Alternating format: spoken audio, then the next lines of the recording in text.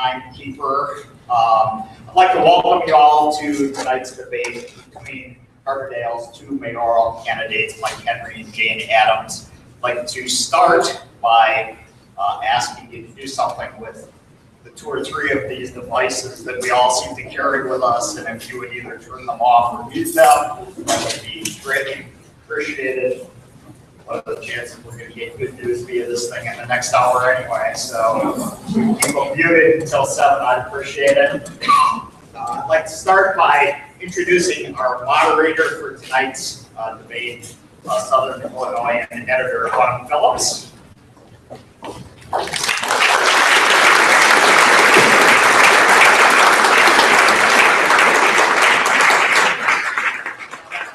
Candidates, Mike Henry.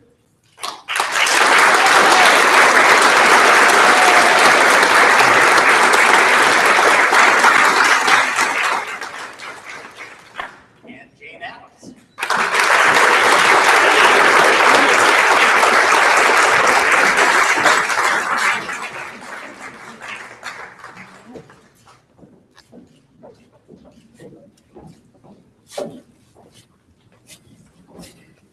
Good turnout. My name's Autumn Phillips, as you just heard, editor of Southern Illinoisan. The questions you're going to hear tonight, we got from readers up until 10 minutes before I let the office still getting questions. So they have not seen these questions. We did a coin toss before tonight's event. Mike Henry won that coin toss. He chose to go first. We're going to start with a 3-minute opening statement. Mike will go first. Jane will follow him with her 3-minute opening statement, and then Jane will take the first question. So let's begin. Thank you, everyone, for being here this evening. This is a great turnout. It's nice to see so many folks interested in our municipal election. With Mayor Monty stepping down, we're all seeking a new leader for our city government. My 42 years of real-world experience in business, I can be that leader. I understand budgets, financing, employee relations, and productivity in the workplace. But more than that, I'm a creative problem solver.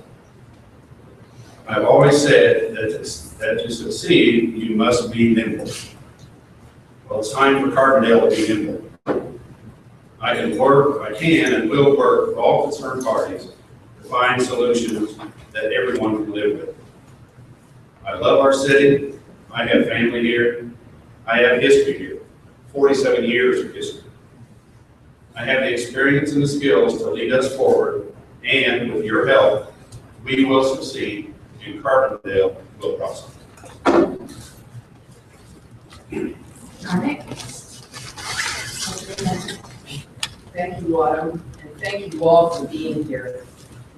You know, this may be the most important election in decades. Carbondale and Illinois face a period of crisis, but as they say, in crisis there is opportunity. I have the experience and heart to bring us through this difficult period so we come out stronger, more unified, and energized. I can identify the opportunities that arise in the new world of digital communications. Like Mr. Henry, I love this town. I grew up here, went to high school and college here. My church is here. My parents were deeply involved in creating the Carbondale that people remember and love. My daughter attended CCHS and SIU. Like many of our children, she still considers this her home. I know this unique town and its citizens in very special ways. I know what it's like to be a single mom. I was one. I know what it's like to be a struggling graduate student. I was one. I know what it's like to be a teacher at SIUC. I was one. I know what it's like to work for the empowerment of women. My mother was the founder of the Women's Center, and my daughter and I followed in her footsteps. I know and love this region. I've written 3 books about it. I've worked to build our local food system, and I'm thrilled to see the growth of the wineries, the breweries, and the distillery. My husband and I, with our sweat equity, restored numerous homes in the Arbor District. We now have families with children, young homeowners, a bulwark against decline. I know what it's like to be a landlord. I am one. 4 years ago, I ran for city council because I want to make a real difference in this town. A good start has been made to revitalize the downtown, but much more remains to be done. My opponent is running for mayor, having never served in any elected office in the city. This is his first vote in a municipal election in more than a decade. He is simply not qualified by experience or knowledge to lead this city. And I question his temperament as well. I want to be your mayor.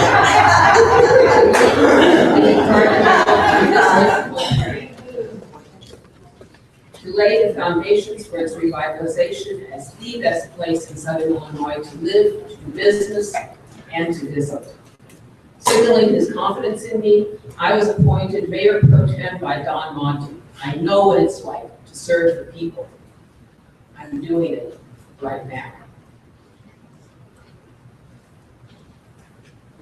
All right, first question going to you, Jane. You have 2 minutes to answer. Here's the format, 2 minutes. For the original question, 1 minute response, and if you choose 1 minute to respond. So in a council manager form of government, the mayor actually has is vested with very little actual power. But that does not stop you from fighting hard for this position. What exactly are you fighting for? Well, the council is the power, the mayor and council, the mayor's part of the council, are the powerful unit in the government. They hire the staff to carry out the policies that the council promulgates. So we have a professional staff, professional management, but the policies and the direction of the city are set by the council and mayor. The mayor has a very strong position in being able to create a cohesive whole out of the council so that people's agendas, the things that they were elected to bring by the people to bring to the table can get heard, can get the staff work done to see that whether it's a good idea or not a good idea. And the mayor is the one who can really facilitate that and make it happen. I also have a very clear agenda that I would like to see our city carry forward. And I think that as the point person, sort of the first among equals, if you will, on the council, that's an important role of helping to define the issues that are before the city, the solutions for them, working with the staff to make that happen. Now, we only work with the city manager. So we have, in that relationship, there has to be a strong collaborative relationship between the city manager and the council, so that there is a very, very strong working relationship that can make what the council desires actually come into practice in the policies and procedures of the city. So that's why I'm running, because I think we need to realize the enormous energy of this community that is brought forward through the people who sit on the council, their elected representatives. All right, you want to respond? Well, it's interesting, my opponent made a significant mistake in the very first part of her answer. The city council doesn't hire the city staff. We hire one person. We hire the city manager. He hires the city staff. This has obviously been an area of confusion from her because she interferes with the day-to-day operation of our city staff on a regular basis. And if you don't believe that, read the Southern Illinoisan and go look at the back issue. She's saying she can work with our city manager. I hardly doubt that. Again, look at the Southern Illinois and how she's criticized our city manager falsely, I may say. So we need someone, again, that has business experience, has a temperament to be able to work with a variety of people and work closely with our city manager and run good council meetings. Our council meetings drag out, largely due to my opponent. Would you like to respond? As I said in my opening remarks, the only person that we hire and we work with is the city manager. And the city manager hires the rest of the staff, over whom we have no direct managerial experience relationship. Now, that's a very important thing to understand and to recognize. And I think it's the unique quality of the city manager that they have to be able to work closely with the city council, bring them the information that they need, the pros and the cons, make the arguments so that the council can make a very deeply informed decision. I don't talk about personnel in public, so I will not respond to the unsupported charges that Mr. Henry made, but I think it's really important that as we go forward, we have a very, very strong collaborative relationship between the manager and the city council. Okay, thank you. All right, this next question is for you, Mike. Let's talk about the police department. The open police chief position has become the focus of this race. In an interview with the Daily Egyptian, you openly endorsed hiring interim police chief Jeff Grubbs. Since the mayor doesn't make this hire, why do you think the next police chief has become a source of debate in the Illinois? Well, it's probably become a source of debate because my opponent, again, has constantly criticized what this man does. She criticized the firing process for the previous police chief, the way the city manager handled it. And I met Mr. Grubbs at neighborhood picnic. When I moved to Carbondale, I guess it was September of 2013, when I moved to Carbondale. And in 2014, he showed up at our neighborhood association's picnic. Out of the blue, not invited, he wanted to talk to us about our neighborhood association and neighborhood watch. That's the first time I knew him and got to know him. He has started some initiatives for us that are working very well. His policing is not about quality or quantity. It's about quality, not quantity. It's not about how many parking tickets we write to raise revenue, which, again, my opponent has criticized because we should be out writing parking tickets. They are solving crimes in our neighborhoods. In fact, the person has been burglarizing in the Harbor District just arrested yesterday. Crime in the Harbor District is down 39% since he took over. Now, all that said, he must meet the qualifications for the job. Those qualifications are, as a department head, he must live within the city limits. So if he wants this job, he needs to do that. I simply feel that he's a good man, 22 years experience in our police department, and he's done a good job for us as a known quantity. That said, we will do the search and make our choice. Well, there are two things that I would say. One is that if Mr. Henry is elected mayor, it's quite certain that nobody will apply for the job who has the kind of qualifications that we need, because it has already been made clear widely in the press that there is an inside candidate. So, despite the fact that the mayor, in fact, by law, has no say over whom the city manager employs. And in fact, the city manager can really slap the wrist of a mayor or city council person who leans on them to hire somebody. That has happened already. Now, the other thing is that my opponent says that he wants to find, because the acting police chief is a good man, well, if we do a search, we might find a good woman for that position. You have a minute if you want it. I don't think I've had any wrist slapping from the city manager. I don't believe that's happened already. I'm not sure what else to say has happened already. I haven't had any conversations with the city manager about Chief Grubbs. I've said it in public. There's nothing behind the scenes about this. The reason we're talking about it is I've said it publicly. I've also said we need to go through the process. We will still get good applicants. The mayor doesn't have this kind of influence, but he certainly has some input into who our police chief is. This is one of the most important positions for the city of Carbondale. We don't want to make another mistake that was made by the previous council. All right, the next question is for you.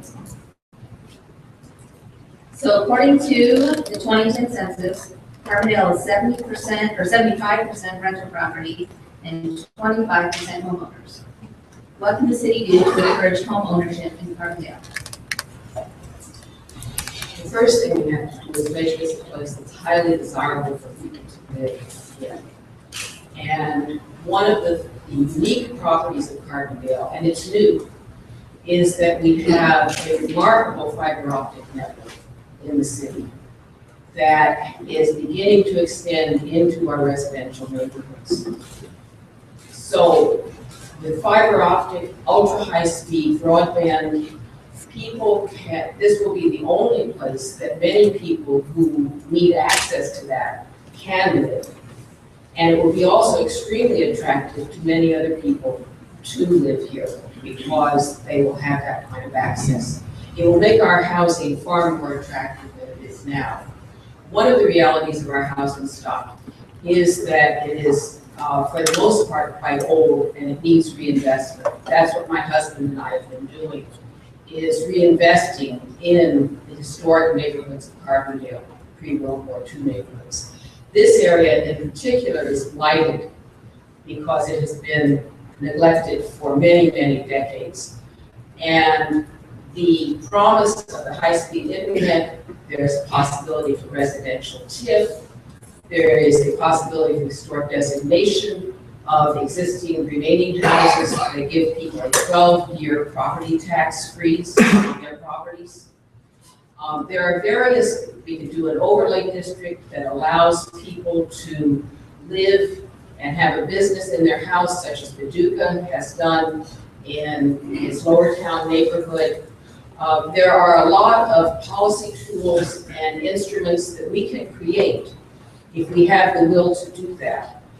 We can also nurture neighborhood associations who can develop specific plans for their neighborhoods to revitalize them. This is a commitment I would make as mayor of Carbondale. It's interesting that there are many things that we can create, but Coleman hasn't created those in 4 years with the city council. One of the things she forgot to mention is there's a $5,000 grant for new homeowners to use to improve their properties. The gigabit city designation is a very, very good thing. It'll be a long time before that reaches into our neighborhoods. It basically is running down Route 13, and it's providing lots of benefits for primarily the hospital and other businesses along there. But there's a difference between high-speed internet and gigabit. I have high-speed internet in my home right now for $29.99 a month. If you try to put gigabit in my home, I'm going to be paying hundreds of dollars a month. So we need to be clear on this. It's a good thing for the city. It's a good thing for businesses, but it will not get into our neighborhoods. There will be some modest improvements from it, but people aren't going to have this in their homes. Good for business, but not for residents. Well, actually, I've been in discussions with Frontier and with other providers, and the information that Mr. Henry is providing is quite dated and not informed by what's actually going on. I don't have time in my minute to describe that, and some of it is actually privileged. But there are plans to move gigabit access and ultra high speed access that may not be quite a gigabit into the neighborhoods. And those can move quite quickly if we have the will to do it and to partner with the various providers within Carbondale. So I think the saying it can't be done, it can't be done, it can't be done does not help to create the city that will attract students to SIU, that will attract people to come into the city and live, to invest in properties and take the kinds of risks that people have to when they're pioneers. All right, the next question is for you. We've talked about this a little bit. You have. So reading your platforms, the biggest difference between the two of you seems to be the way you see your role as mayor, specifically when it comes to the city staff. So how much and in what way specifically would you interact with city staff? Well, the reaction between the mayor and the city staff, first and foremost, has to go through the city manager. The mayor has no place addressing city staff directly. What I'm talking about is sitting with, in the meetings called by the city manager, sharing information that I'm aware of, and I'm finding out from talking to people about how City Hall operates, how it functions, seeing if that is the case, what can be done to change it, and then bringing back to council, if necessary, some actions where we can work on it at the council level. While we're talking about this, because I know my opponent's going to bring this up, my son is a public works director for the city of Carbondale. He has gotten to that position on his own. I have never done one single thing to advance his job. He's as high as he wants to go in this city government. There's nothing that I could do if I wanted to help him out. We had very serious discussions about me running for mayor before I decided to, and in fact, we had two 2-hour-long discussions. And he and I don't agree on a lot of things. And I told him, you know, it's going to run up into some problems with city council, but we agreed to disagree. If there's no conflict of interest, I have 2 legal opinions on this from people that count, and I'm tired of being brought up over and over again. It was on a Facebook post today.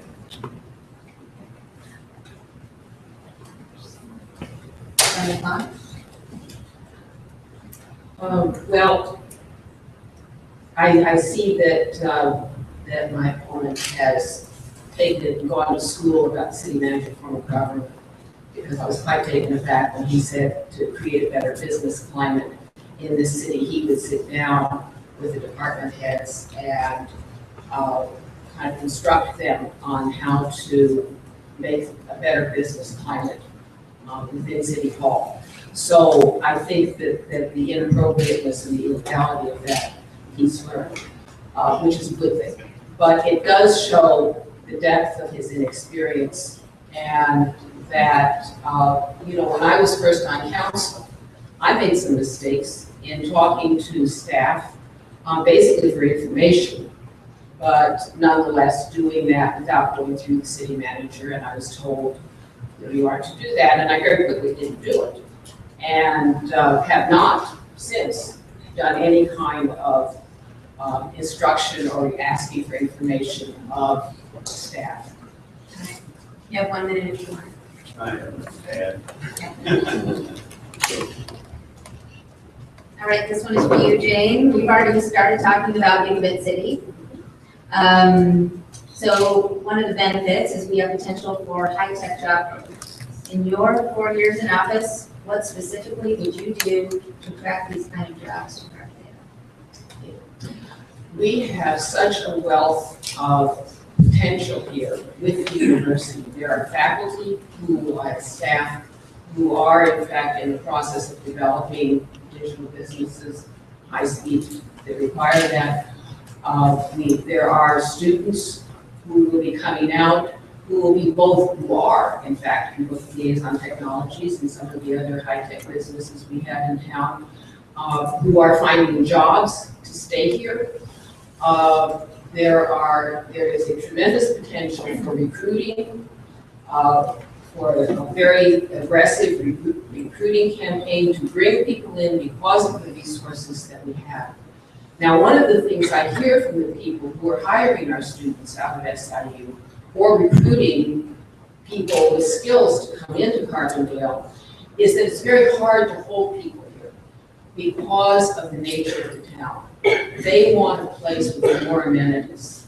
They want a place where they can walk to all kinds of, in a walkable, livable community, if you will. And we need to build that. I think the downtown revitalization is the first step towards creating that kind of an environment, revitalizing the near-in neighborhoods with some of the programs I just talked about is a way of doing that, creating an environment. That neighborhood can be one where we can recruit young people to do hacker cottages, if you will, if you know that concept from Kansas City.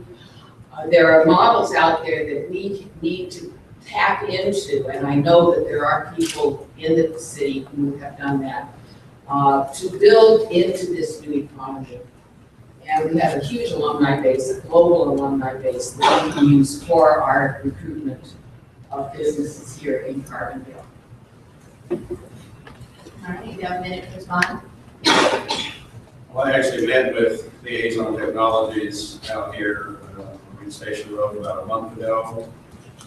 And their CEO teleconferenced in, Chris Bear was there, and Bobby Wacharski, who's in charge of this office here. They are trying to find people to work here, and they can't find them. Some of our suggestions we made to them to bring people to Carbondale, which they use, or pump up the business, tell people about their business. It's an exciting business. It's a new type of technology business. They have offices in Europe and all over the United States. They're going very rapidly. They do a unique service for larger corporations.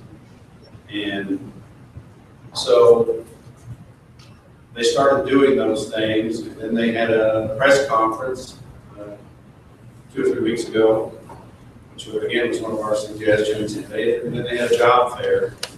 You want to respond? I just think we need a can-do attitude in Carbondale. We have to stop selling ourselves short. We have so much talent. We have so much potential here. And if we build into that, and find it and recruit it, we can, in fact, make this town the kind of cutting-edge place that it was 40 or 50 years ago, when many of the people I see in the audience were young. And it's the reason why they stayed in this town. We can seize the day and make that happen again. As President Dunn said, we must be bold. And that, otherwise, we aren't bold, we say it can't be done, there's this roadblock,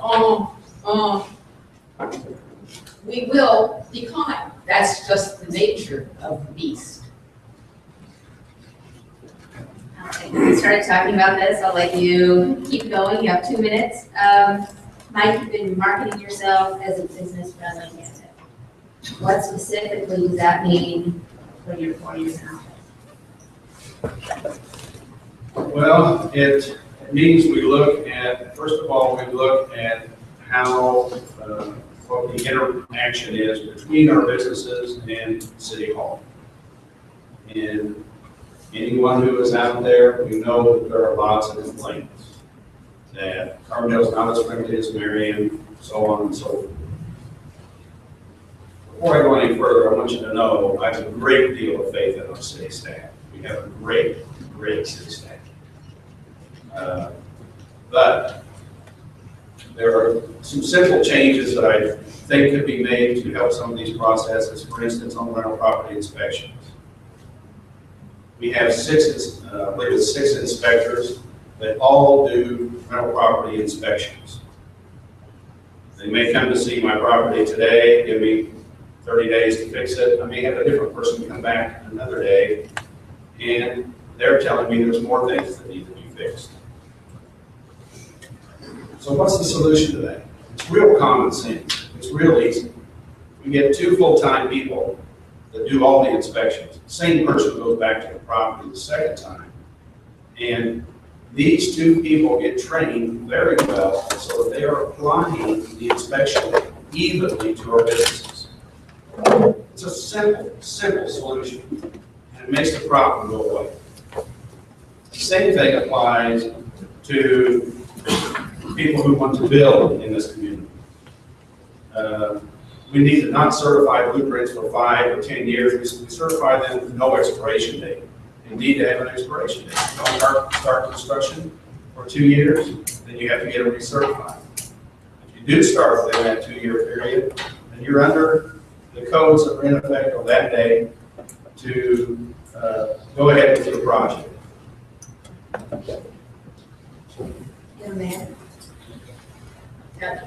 We have to really distinguish between policy and management. We hire a city manager to manage the city, to do the kinds of things, set in place the kinds of things that Mr. Kennedy spoke about. We can say we want measurable data so we can see if there is consistency between code inspectors. We can say we want that department to be smaller than it is because of our budget constraints. We can suggest, maybe if we have an idea, here's a good idea, a good management idea, but we are about policy and setting policy.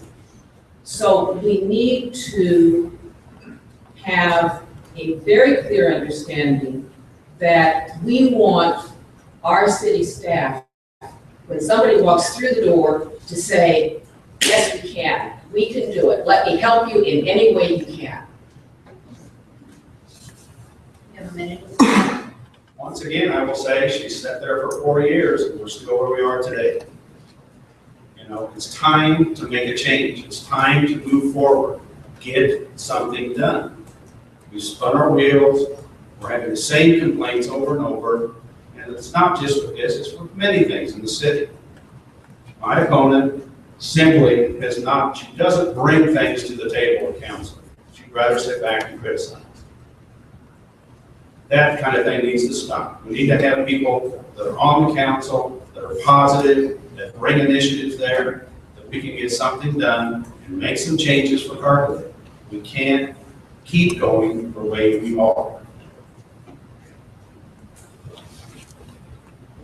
All right, Jane. So I had a lot of readers send in questions about your idea of installing a quick field in Carbondale. You also suggested a skate park and a dog park. So how much money would you be willing to put toward amenities like a skate park, dog park, or a cricket field? And where would that revenue come I don't think the issue is the money. I think these are things that we can do with grants. There are things that we can do with people contributing money. I mean, Murraysboro has a dog park. I don't think the city's paid anything for it. It was done purely on the basis of subscriptions. The issue is, what is going to be the quality of life in this town?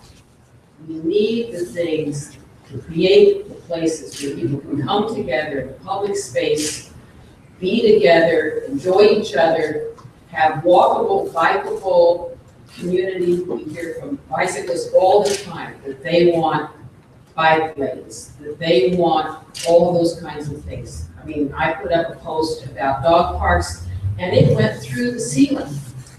There were people saying, yes, yes, yes, yes, yes, over and over and over. A dog park, frankly, is a place that will help stop crime because people mingle in a dog park, they trade anecdotes, they begin to say, oh, okay, I've seen that guy, I've seen that. Same one. Okay, you know, you pool your knowledge.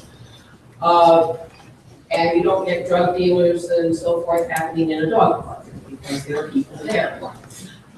It is a crime depressant. Bring people back into the city to live here, it's a crime depressant. And crime is certainly one of our major issues. Now, in terms of a cricket field, people may not be aware of it, but the reason SIU's undergraduate population is up this year is because of international students, many of them from India, a large number, and we can get thousands more from India.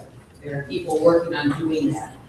They bring their own money, they bring huge amounts of resources into this town. Now they play cricket. So we need a cricket pitch in an area that's easy for them to get to. It doesn't cost anything hardly. very cheap. I'm under the impression we have a rate of pitch already in the next part. So I don't know why we need to do another. How much money do I commit to that? Zero. We don't raise taxes to do skate parks and cricket fields, especially when we have them already. The bike paths, yes, that's something we need to do. As we do road improvements, as IDOT does the striping, they will work to have bike lanes. It's a no-cost solution. But raising taxes to fund that kind of thing, when we're battling our infrastructure, trying to keep it in shape. You may have noticed how many breaks we've had this winter, blockages along Mill Street in particular. We need to start taking better care of our core obligations here of any flood. Plus, we have park districts to take care of the parks. They need to do that. We also have a dog park at every park.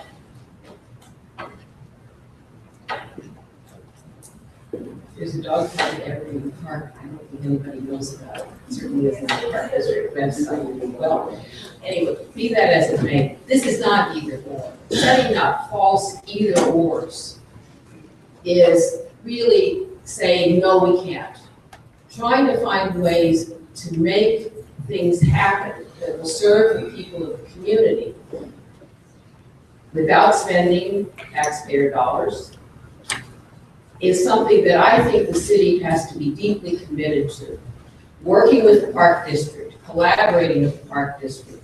In my discussions with them, they said, we would love to have a skate park. I mean, we are a city of millennials. The average age in this town is 24 years old. Now, I know most of you in this room are not 24, maybe you have some children who are adolescents or young adults who love to skate. It would bring people in just as the splash park brings people in from all around the region. All right, talked about spending money, let's talk about not having money. So the city's been facing tight budgets in recent years. They've had delay cutting staff and services and raising taxes, and it could be worse. The governor's proposed budget could result in cuts to the city's share of Illinois state income tax. So in response to this, to what we're already facing and to the potential cuts from the state, what expenditures, positions, and services would you be willing to eliminate or reduce in the city budget? Well, I think we need to, one thing that's really easy to eliminate for a while is discretionary travel. Not a lot of money, but it's something we need to look at. We do have to have employees travel for certifications or something like that. But let's stop discretionary travel. Let's, as people retire, and we have several coming up in this coming budget year, let's not replace them. Let's cross-train, consolidate positions, and see what we can come up with there. Beyond that, there's some other things that can be cut. We need to talk to the citizens of Carbondale, and we're at the point where we need to cut services. We're not going to have tax increases. We're going to have to look at cutting some services. So think about what that would be, what effect it would have. Not a good thing to do now, because we're trying to grow it, we're trying to improve it. So difficult situations for the council. They haven't done very much recently on the budget. They have raised, we have an ordinance coming back to raise our sales tax by 1%. That'll generate $1 million. Council voted to set aside $400,000 of that for special projects. Again, we shouldn't be setting aside for unknown special projects when we're looking at a possible deficit. The other thing with this tax increase, if the state doesn't cut us as deeply as we think they're going to, we can stop collecting the tax. The new council needs to be ready to do that.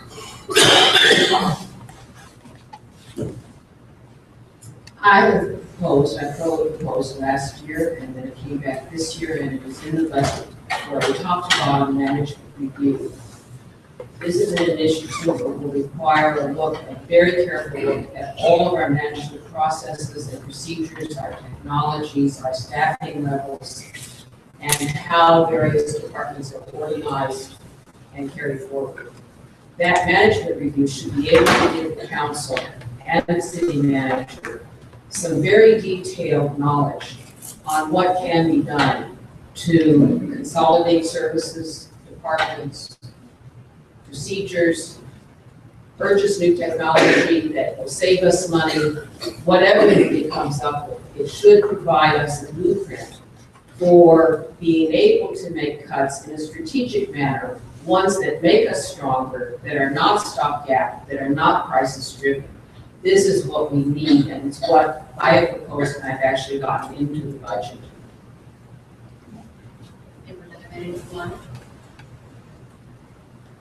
My opponent acts like this management review doesn't happen every year and all during the year as we're working on the budget. We have some very competent department heads, very competent city manager. They are charged with giving proposals to the council that will try to get us through the coming year with no increases. We have flat expenditures for 5 years now for things like office supplies and printing and whatever else, those kinds of things. We're down 30-some full-time employees.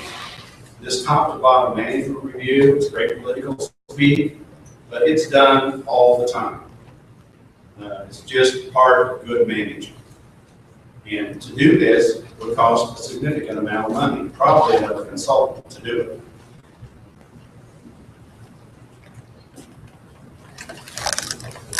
All right, we have about 15 minutes left, so I'm going to ask 2 more questions, and then we'll do closing remarks. So the council passed a half-cent sales tax and pledged $20 million over 20 years to support Saluki Way.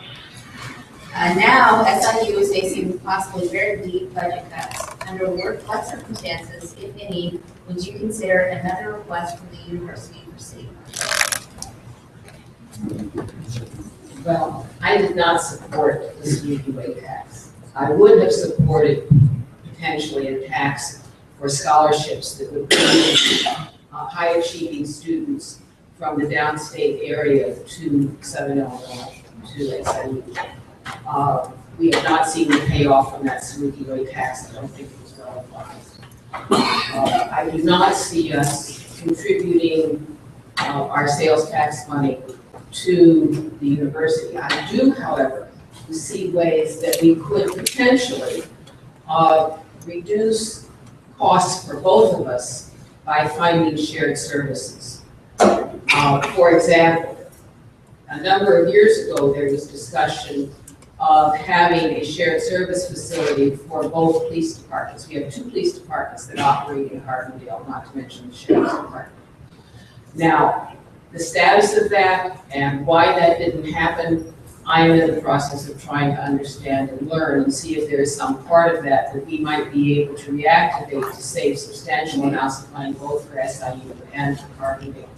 There may well be other areas where we can share services, collaborate, and if not actually save money, build our capacity so we can recruit more students, serve them better, make this a more welcoming town for them so that our tax revenues actually do increase, as unfortunately I don't think the Saluki Way paid off for us in that manner. But no, I would not anticipate ever wanting to give Carbondale residents tax to SIU again, at least not in the foreseeable future. Never say that. Well, yeah, I wouldn't consider that happening either. We need to, again, get back to the core obligations of our city government and devote our resources there. Our resources are going to become more and more limited. Problems are always there, not problems, but they are just things that we have to spend money on within the city all the time, primarily for our infrastructure. We also have capital improvement projects we want to build into and improve our neighborhoods and those. Interestingly enough, talking about shared services, Acting Chief Jeff Grubbs already has initiatives for shared services with Southern Illinois University and also with Jackson County. He has used these shared services to enable them to increase policing in the Arbor District, and it's worked well. You have another minute if you want. We absolutely have to maintain our core services. Many of those are the water and sewer system that was mentioned earlier is paid for by fees, actually. And then grants that we get from time to time with those fees. So those are fee-based. The roads are not, but that's fundamental. But it's like in a household, while you have to make sure you have the absolute basics in your households running, you can't raise your children on simply keeping the lights on and the water running. And so you have to have the things that make for a quality of life for the people who live in that household. A city, in that sense, is like a household. And we have neglected those amenities for many years. We have had a will to move forward. We need to keep moving forward and not pull back on that commitment. All right, last question. Okay, I got a lot of questions from readers that I would categorize, I tried to get them all into one question. I would call them old wounds. The history of Halloween, the future of the old copper site, suspicion around the Barbies and the Molly Young cases. So what would you do specifically as mayor to help the city move past those issues? Well, you know. No, I'm ready. I mean, you have 10 minutes. Okay. These are, the Molly Young case and the Voorhees case. You know, these are very unfortunate incidents that happened in Carbondale. It happened under the previous police chief's watch. I feel terribly for those families. They have reached a point where they have very little recourse other than civil lawsuits. I noticed that Jackson County State's Attorney has appointed a special prosecutor for one of the cases. And all we can say is, we're very, very sorry this has happened, and wish you the best going forward. The Coppers property, my wife and I have been to a couple of meetings for that, particularly moms and addicts and Mason. And you know, it's a great project for that property. It's as good a condition as it's ever going to be, according to federal EPA. It can't ever be dug into. The current project basically lays the solar collectors on top of the ground, but the only way it keeps them in position. So it's not going to be disturbed. The soil won't be disturbed. The real issue is there's a lot of hard feelings in the neighborhood from their loved ones or family members who died, possibly from the carcinogens used at the copper plant. If the neighborhood doesn't want this project, then we need to take it somewhere else. We have, the city has land that's available for us, and we should not tread on those wishes of the folks that have been most affected by this. So.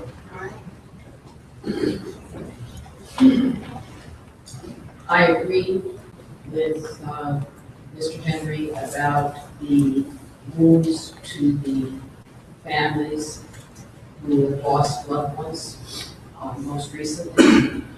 And I want to there's no way to address it except to say that I'm a parent, and it's the worst thing that could have happened to someone, to have their child die in the manner that both of these children died.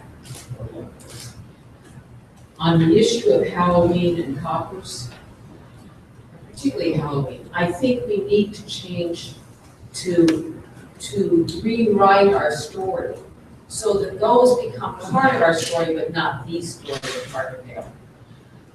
Carbondale was built on the dream of railroads and coal, when who could have imagined how successful that would be? The university was built on a dream, a university that shouldn't have happened. All right.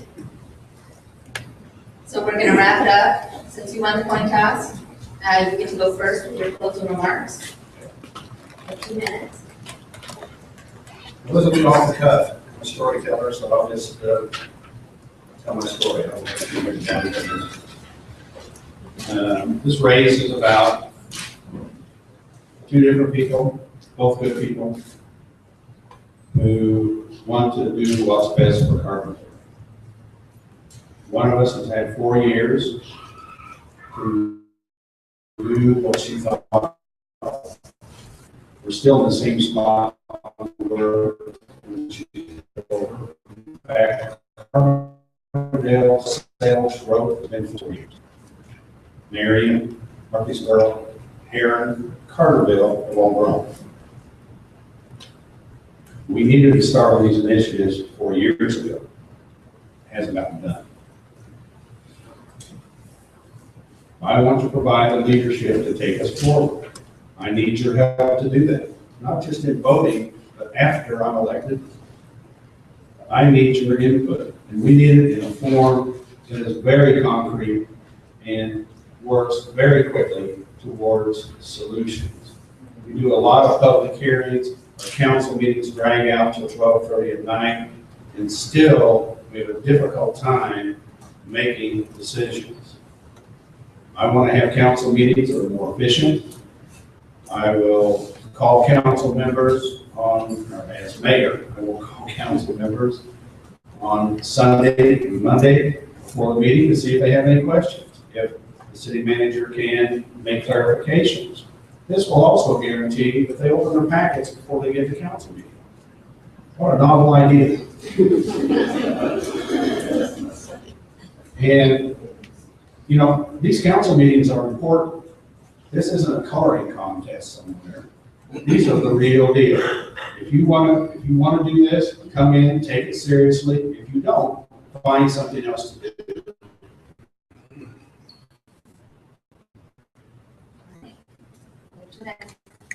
Well, to share. We have the resources here to prosper. I see powerful opportunities to build a vital entrepreneurial culture that takes full advantages of all our strengths. Chief among these are our arts, entertainment, and music scene. It's one with great richness and depth. Our remarkable and growing fiber optic networks promise to make make Carbondale one of Illinois' centers for high tech. With hospitality and high tech in this beautiful region, Carbondale's positioned to be a magnet for young people who want to attend SIUC. With fiber optic, ultra high-speed broadband in our neighborhoods. We'll give you another 15 seconds. Here, shut down the mic. Oh, I'm sorry. Go ahead. Okay. Okay. With this ultra high-speed broadband in our neighborhoods, Carbondale will be the only place many people can live and the most highly desirable place for many others. As I've said, we must put the building blocks in place to realize this potential. The city regulations, the development tools, and most important, the networks among individuals, institutions, and policymakers. City government cannot accomplish this alone. Our future will be created by the people, the businesses, the public institutions, and all the governmental bodies in Carbondale and in our region. My opponent is unfamiliar with our government, budgeting processes, and the larger community. he does not have the qualifications to be mayor, although he is a good man. I have spent my life bringing people together to work on common goals.